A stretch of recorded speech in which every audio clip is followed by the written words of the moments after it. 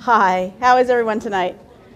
Good. I appreciate the sophomores coming. I know you've got work, you have spring break on your mind. So do we, believe me. Hi, I am Beth Fry. I'm the Director of College Counseling of Savannah Country Day School, and this is my esteemed colleague, Mary Ann Kasevich, who is our Associate Director. Mary Ann came to us 4 years ago from the University of Virginia, where she'd worked in admissions for 11 years. So we're sort of a crack team, and we are excited to think about working with all of you.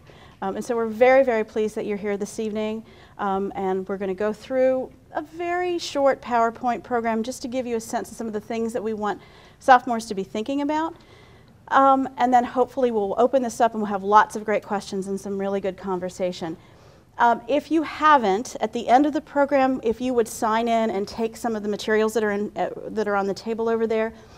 I'm not taking roll, but what I will do is send materials to families who couldn't come. So I don't want to duplicate. We don't want to kill any more trees than we have to. But in any case, hi, welcome. This is sophomores and the college process, or sophomore college night, and we're very, very glad you're here. As you can see, I love this cartoon. I've had this cartoon on my office wall probably for over a decade, even before I came here. So this concept of the college process and enhancing the college process, this is not new. This is something that families have been thinking about probably for the last 15 years. How do I make myself look good to colleges?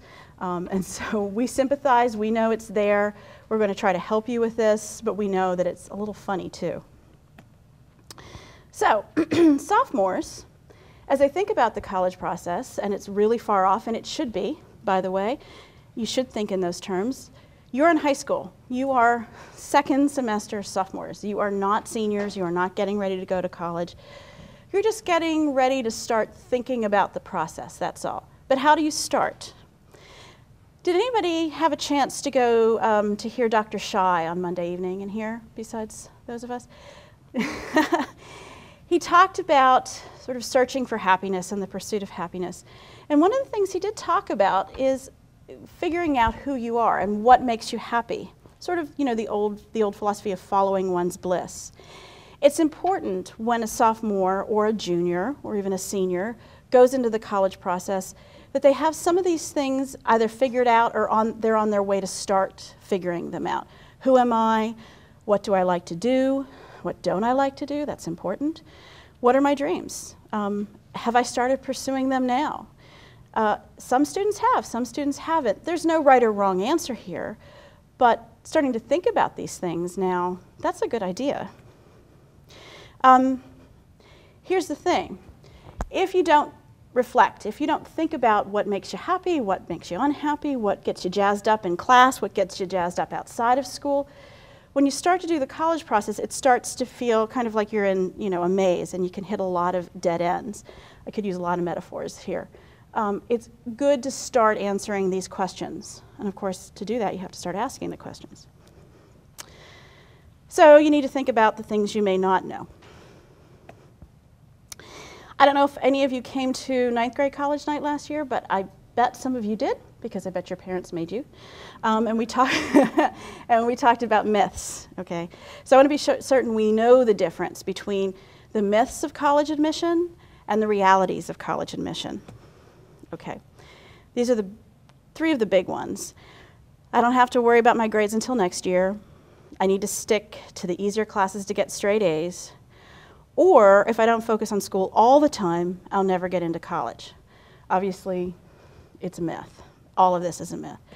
The fact is, and this is a little scary for sophomores, but they've heard me say it before, parents, by the way. Colleges look at all of your grades on your transcript from the beginning of freshman year through the end of the first semester of your senior year. So there aren't any grades that aren't important. It's true that there are some grades that are more important, and those are your junior year grades. There's no question. If you're having a rough sophomore year, it's not the end of the line. It is never too late to get working, to try to make improvements. Junior year is the most important year on your transcript, but they do look at everything. They want to see, colleges do, they want to know that you've prepared yourself for college level work. So they want to see you in advanced and honors classes that are reasonable for you.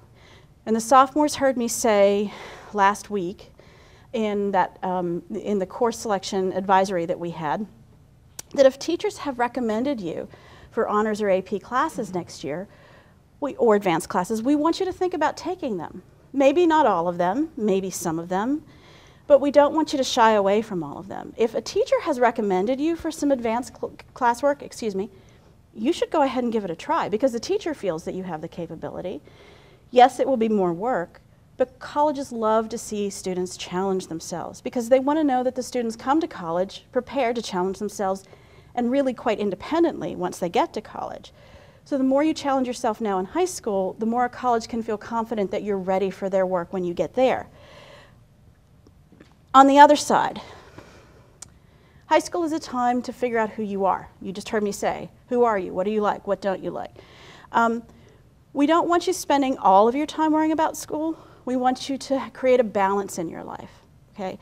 If all you do is after school is play, that's probably not great. If all you do after school is homework, that's probably not great either. You want to find a way to create some balance in your life. The adults in the room can tell you, those of us who do nothing but work, we end up being cranky and tired and irritable and we don't sleep. It's not good for you. You want to find something that makes you happy. You want to find something that brings you joy. You want to have an outlet, whether it's intellectual, whether it's physical, whether it's artistic. You want to find something that makes you more you. And that doesn't mean working all the time, but playing all the time isn't going to help get you into college. That's true. So the really important point is don't rely on what you hope is true. Think about what we're telling you and ask us questions if you're not certain. Investigate. Here's the biggest myth. Doesn't matter where I go, I'll be happy anywhere. I know a couple of kids in any given year or two who could literally grow anywhere they're planted, really. We could send them anywhere and they'd be great. That's a certain type of personality. It isn't a good personality or a bad personality, it's just a certain type of personality. Most of us, we need a fair amount of control over where we're going to be. We want autonomy. It's like deciding where you're going to live for the rest of your life.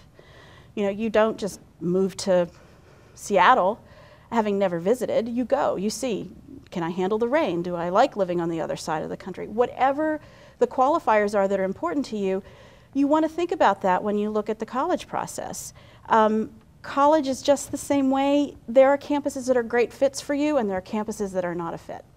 And if you don't go out and look and investigate and take tours, research, visit, meet with us, talk to your parents, do you have older brothers and sisters who've done this?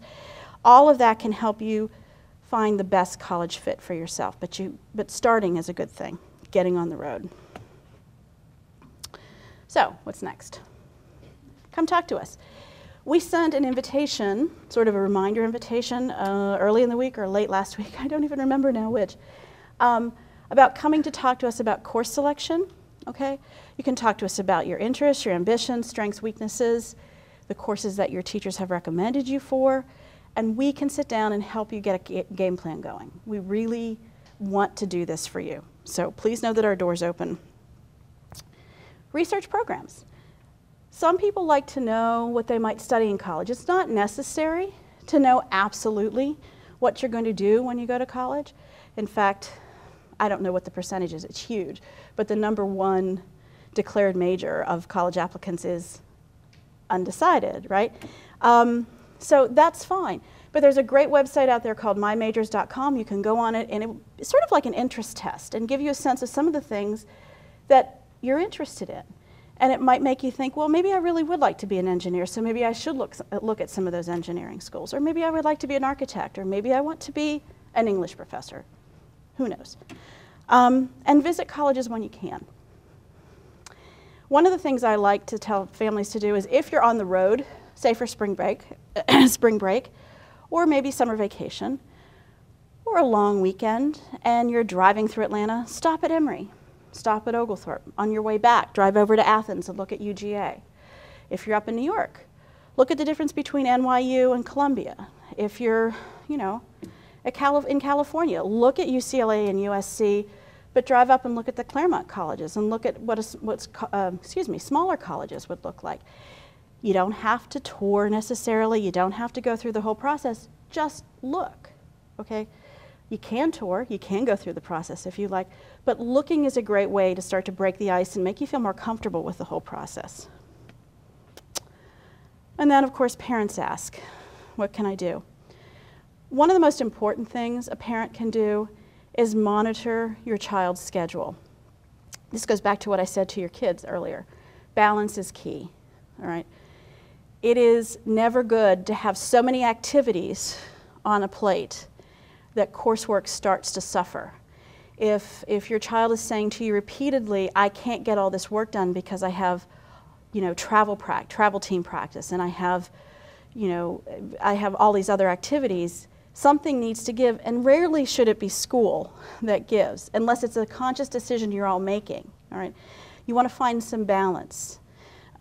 Colleges rarely say that the kid with 1 million extracurricular activities, those tons and tons of extracurricular activities are going to mitigate a so-so average, right? You want to have balance in your life.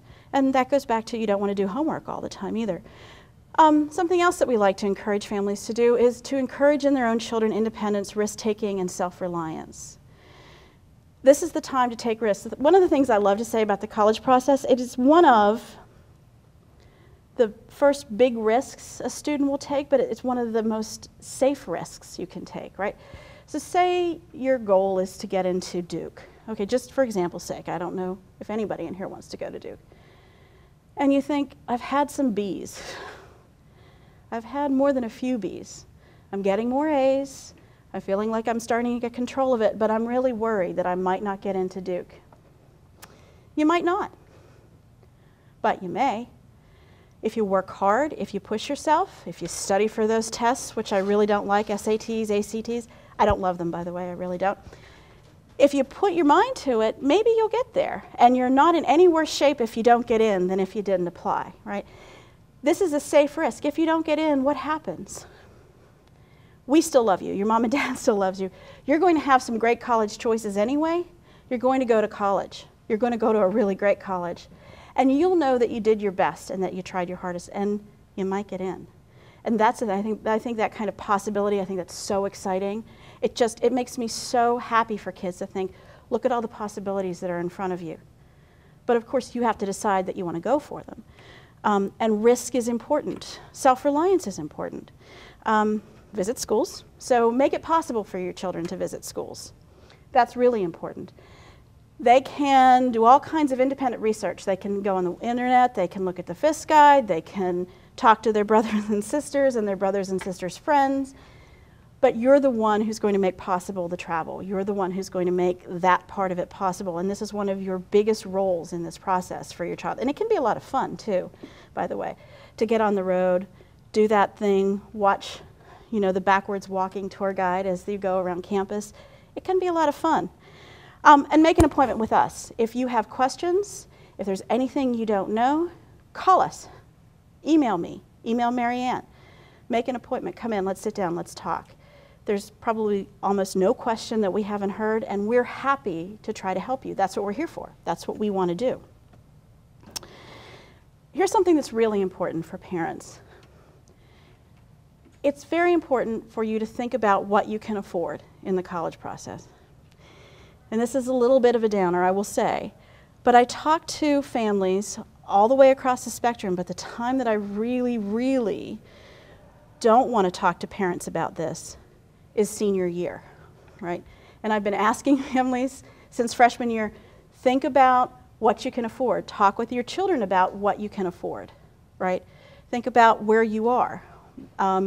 Think about how many children you have coming up, or is this the last child and you've sent 3 or 4 other children through the process too? Be honest with your child about what is reasonable, because if your child doesn't find this out until he or she has gotten into his or her dream school, and it's April of senior year and you're saying, I'm not sure we can afford this, that's a really, really heartbreaking conversation, and I hate to see it happen. So, now is the time to do this, and you can do it. There is the FAFSA forecaster. FAFSA, free application for federal student aid, and they have something called the forecaster. And you can plug in your income, and answer all the questions, and it will tell you what it predicts your estimated family contribution would be. That's what an EFC is. So you can get a sense. And if it's high, then you know that perhaps right now, where your income level is, you're not going to get much aid. And so you may want to either think about what you're doing with your finances. You may want to think about saying to your child, we're going to have some in-state options to think about. We're going to try to make it work, but we're going to have to think about it. But knowing it now is going to make your life easier. On the back of this little articles package, I've put this screen so you can see, right? So you have fafsa.ed.gov, and then the EFC calculator comes from the College Board, the CSS profile. That's another EFC calculator, and that goes a little bit more in depth, and a lot of students apply to colleges where they need to do the CSS profile. So doing both of those calculators now is going to help you. It's a little scary, I know, but it's better to have that information sooner rather than later. Most important though, we want you to talk and research together. We have this page that has lots of information, websites for parents, websites for students, print resources, even some summer programs. If you haven't figured out something to do this summer and you want, here's some great summer programs. Look at this together. Don't just sort of throw it on a pile. Or kids, don't let your mom and dad take this and you never look at it, okay? You're the one going to college, so look at this, all right? This kind of thing can help you to get a college conversation going. I also put on the table this two-sided self-assessment page, right? This lovely color. This is for kids only, all right? What we would like you to do is take a bunch of these. You can take more than one. There are a bunch of them on the table, all right? Fill them out, date them, fill them out now. Then at the end of the year, turn it over, fill it out again. Maybe at the beginning of next year, fill it out again. You would be surprised at how your thinking changes and evolves over time. And you might be surprised to learn something new about yourself. Okay? You don't have to do this. This is just a guide. But I thought it was kind of good, right? And you can just see how things go for yourself. You might find that you like performing and you didn't know you did. You might find that you really love biology and you never thought you wanted to be a doctor, but all of a sudden, maybe you might. The more self-reflection you engage in, the easier this process will be for you. And talk to us too. There's my email, there's our telephone number, there's Mary Ann's email. Stephanie Crouch, who is along with you, a sophomore parent, she couldn't come this evening, but she kind of figures she knows how to find us. And she has been through this process. Her daughter is a junior at the University of Chicago, so she is a wonderful resource too. Please just call us and talk to us. And thank you for coming.